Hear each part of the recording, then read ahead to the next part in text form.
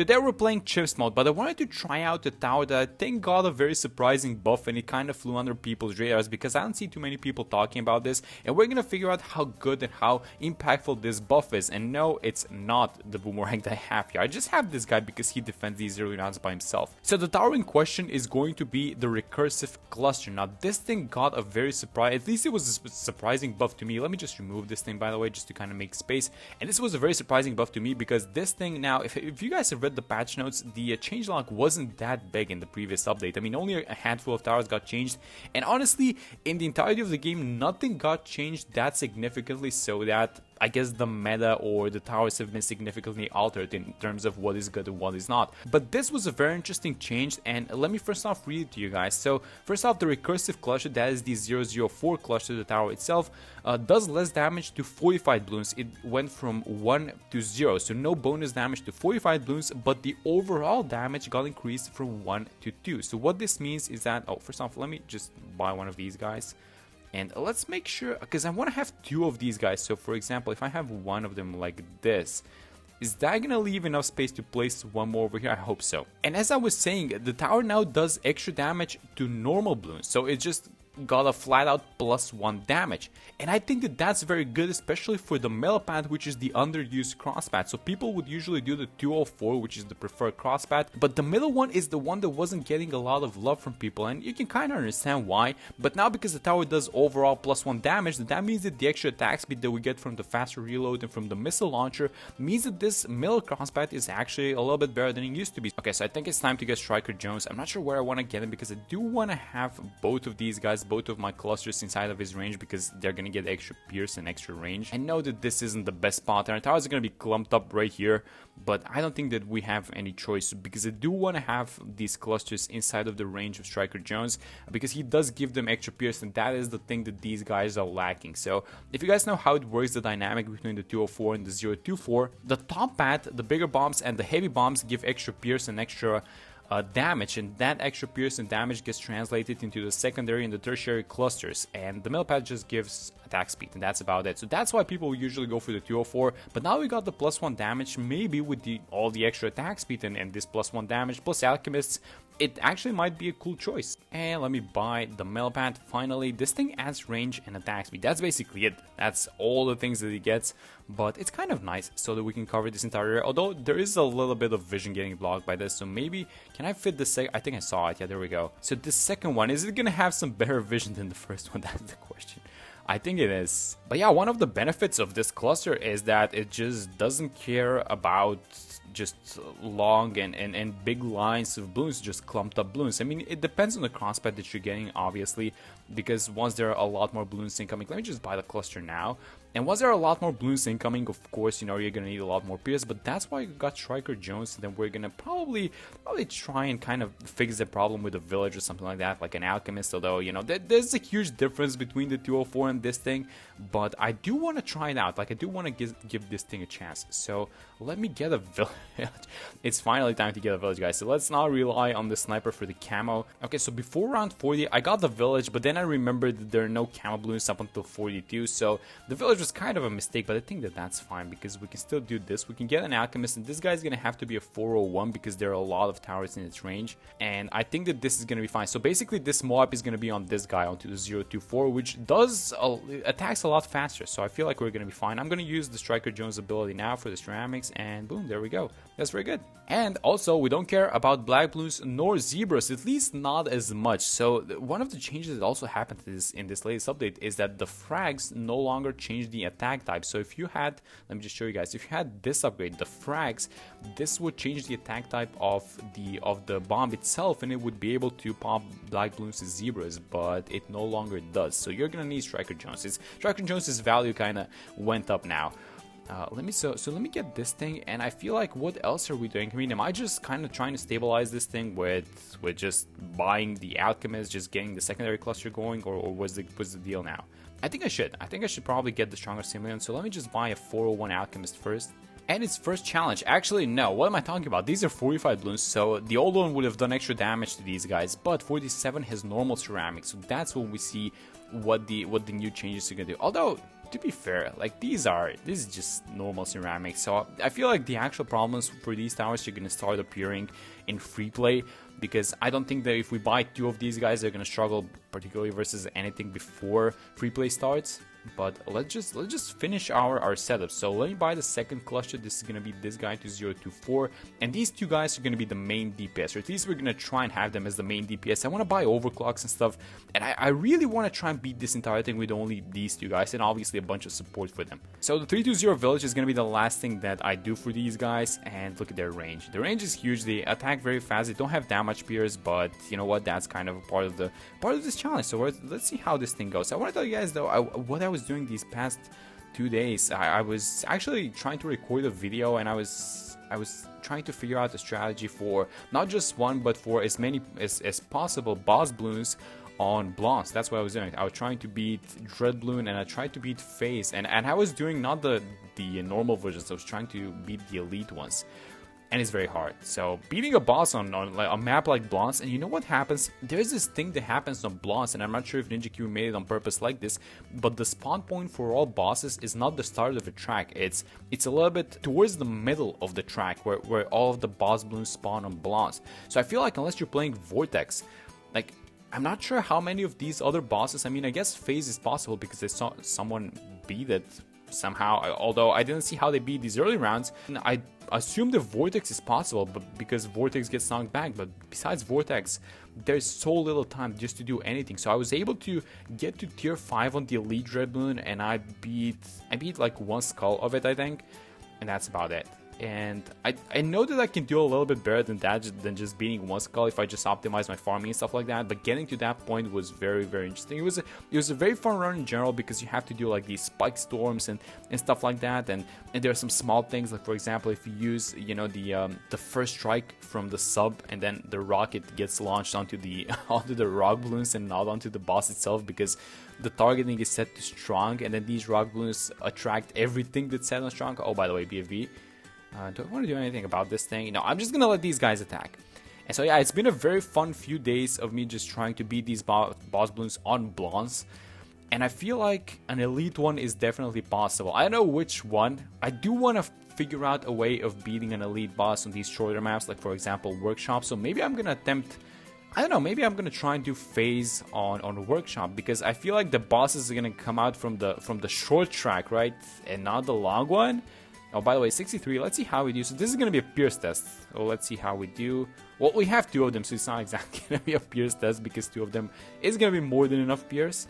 So let's just see how it goes versus this one. Yeah, I mean, this is as you would expect, definitely, yeah, for sure. Yeah, they're just demolishing this round. So let me actually start getting ready for some other stuff. So for example, I did want to get 2 overclocks for these guys. So let me buy the first one here. Let me get the second one over here. And now that we have 2 overclocks, I feel like this setup is going to take off, not just because of the overclocks, but it's just because a lot of other stuff are going to start coming together. So for example, we still have not seen the best from Striker Jones, because this guy is going to add an additional 10% attack speed for these guys. And then on level 20, you can activate Striker Jones's level 10 ability, which is going to turn into a new ability that now gives double damage and double pierce. Now, because this thing has extra damage, that means that, you know, the +1 damage that they got, that means that it's going to do 4 damage. I think it's at 2 currently. And something else that I wanted to do is I wanted to try and beat Gear, the advanced map, with Corvus, because the Spirit is global. I don't know, there's so many cool things that you can do with that hero, because the Spirit has no range. So for example, it's not only geared, you can also, oh, let me just work all these guys. Let's just watch 76 for a second. Oh my god, nothing to watch, guys. That's fine. I'm just gonna keep talking about this other thing.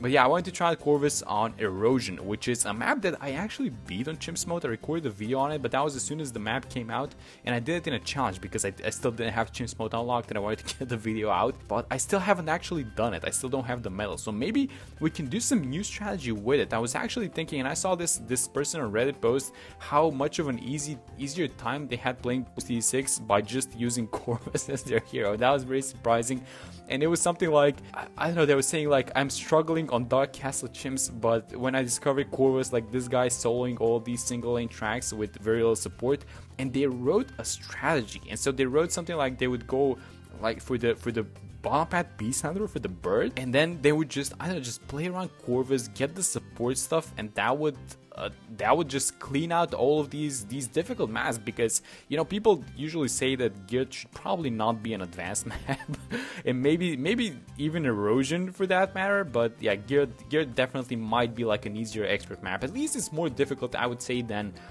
Dark Castle or what. It's like what's the easiest expert map that you know besides Dark Castle? Maybe like Glacial Trail, the new one. Let me remove this thing, and I do want to get the ice, but let me just not mess up the ice placement, because you can have 2 small footprint towers here like this. So let me just do it like this. Just get a 240 ice, so all these ceramics and small balloons that are gonna enter this are basically gonna get stunned, and we're gonna have the ability to intervene. But an advantage that these guys have is that because they attack faster, they actually do a lot more damage to Moab class balloons, which is something that the 204 doesn't do. Oh, let's just see how we do. Oh yeah, there we go. So I thought that they were gonna leak, actually. I thought that it was on its way out for sure, but we kind of got it. So this is where the actual challenge starts for these 0 to 4 clusters, and basically for us. So let me overclock these guys. I really do want to get a call to arms, and then maybe just the usual support stuff. So the first thing that I want to do is probably going to be this, or at least not now. You know what, let's actually wait for the round at which these guys are going to struggle, and then we're going to buy the Relentless Glue. So we have $40,000, and let me buy the call to arms, and let me not actually wait to buy the call to arms, because we might need the cooldown, and then you know, if the time comes and we don't have the cooldown, then it's gonna get interesting. But let me have that thing going just in case. And then what else do we want to buy? I said I wanted to buy the Relentless, but we're not gonna touch that. We can also get the Sabo, but for now these guys are doing very well by themselves, it seems like. Okay, 4 ZOMGs. Let's see if this is going to be a challenge for our guys. Let me overclock them, and I'm just going to keep using Striker Jones' ability. Let me just check his level, by the way, 18. Okay, so we got the 10% extra attack speed. That's very good. So these guys are attacking like crazy. But let's see how we're going to do. I think I'm just going to freeze them for a second. And that should be, yeah, that should be fine. That should be more than enough. There we go. So a little bit of stuns. That's all these guys need. You just want to keep the balloons in place for a brief second. And I'm going to get the absolute zero. Now that I said that you need to keep the balloons in place for a second, I'm going to get the absolute zero, because this thing now can attack Moab class balloons. And with its normal auto attack, it slows the balloons down basically by 20%, I think the number was. So it's like a mini glue, this absolute zero. And we still haven't gotten the Relentless, by the way, the actual Moab glue. But yeah, this is like a mini glue, and we do have the ability, which is a lot stronger, and I really like this ability. And the first DDTs, so Striker Jones's level 19 is very important for this one, because it makes all black balloons vulnerable to explosive damage, and this applies to DDTs as well. So we are going to have these clusters be a little bit stronger, but how strong is it? I don't know. So that was just 3 DDTs. Rounds like 93, which has a lot more DDTs, are going to be more interesting, and then 95 and 99 obviously. But I'm kind of waiting for level 20 on Striker Jones for the artillery command, because this is going to be our activatable ability, which gives double damage and double, what it means by saying double pops, it means just double pierce. So it's double damage and double pierce with this thing. And let me just keep overclocking these guys, and yeah, we're gonna have our button to click, which is very interesting. I really love these things when you have a lot of things to play with, which kind of allows you to control your fate in a way. So if you can micro your way out, if you use the abilities properly, then you're gonna be fine. Okay, so 93, we got level 20 Striker Jones, and we can use the artillery command now, but DDTs. So let's see how we do versus these guys. I'm not gonna click anything, I just want to see how we do versus them. And it looks like, oh my god, this Relentless Glue is so good. I have no idea how they haven't nerfed, like when this thing came out, when this specific copy got reworked, because it didn't used to work like this, but when it got reworked, it was actually bugged. If you guys remember, it was able to stun BFBs and ZOMGs, and the idea was that it can only stun Moabs and DATs, but what I'm trying to say is that it's still very strong. Like, just the fact that you're stunning small balloons, Moabs, and DDTs means that you're just keeping all of these guys in place.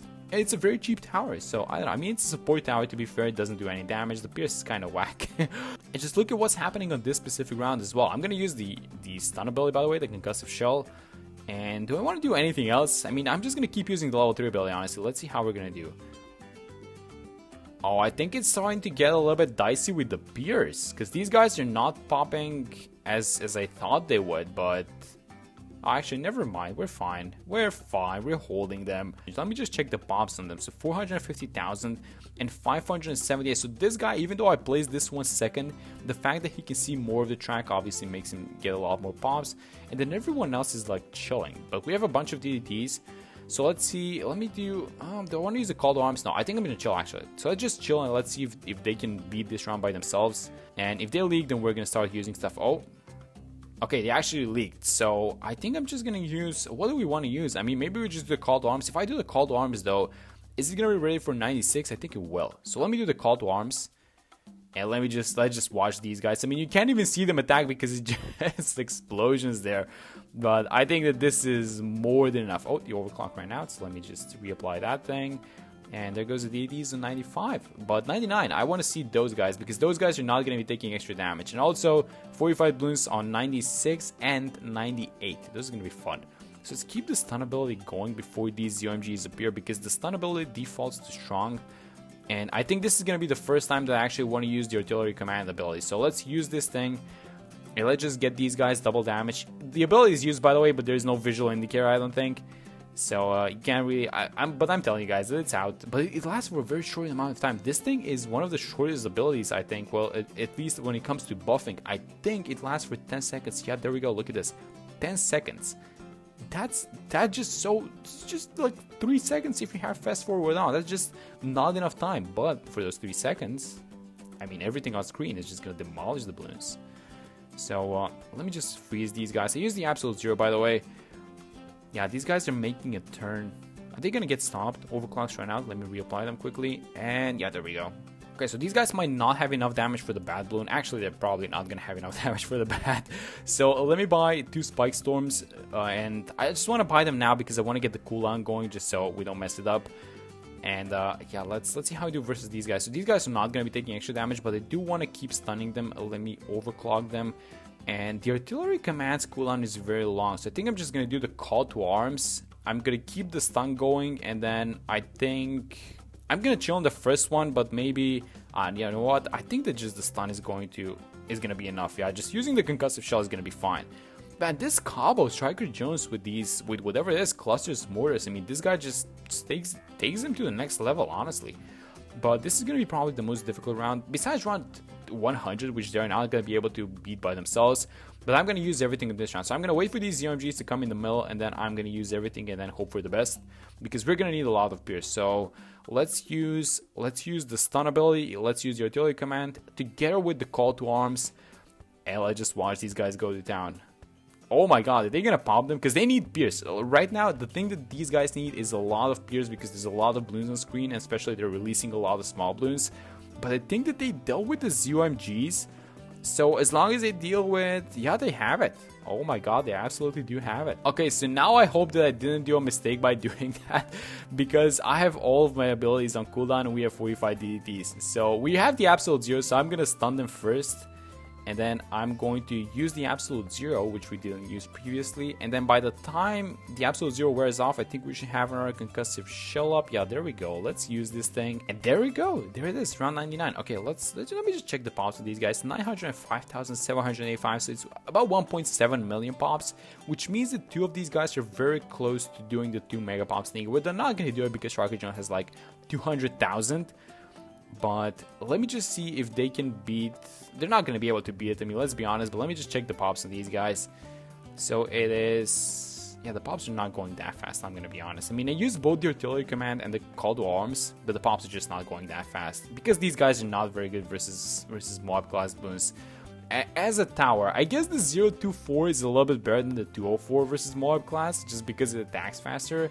But yeah, this is not gonna do it versus the bat. But you know what is gonna do it versus the bat? 2 spike storms. Let me use it. I bought them specifically for this. So let me use the call to arms. Let me use the artillery command, which just came out of cooldown, and then as soon as the DDTs come out, freeze them with the absolute zero. And then I'm just gonna keep these guys in place with the concussive shell. And I think that should be it, right?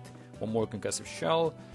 And I mean, these guys are going to town on these balloons, but there we go. We actually did it. We actually beat round 100, beat Chimps mode by using only 0 to 4 clusters as our main damage source. So I can say that these guys feel a little bit better for sure, because I have tried these guys in the past. It's been a long time since I tried this, I'm gonna be honest, but it does feel like they're a little bit better than they used to be, at least a little bit more reliable. Because I guess the advantage that these guys had over the 204 is because they attack super fast. So you have reliability. They're not going to miss their shots, nor they're going to miss bloons. So the reliability is there. But with the extra +1 damage that they got, I mean, it's even better than it used to be. So yeah, 0-4 clusters maybe making a comeback. I don't know, we're gonna have to see how everything goes. But that's gonna be it for this one. Hope you guys enjoyed the video, and I will see you all in the next one.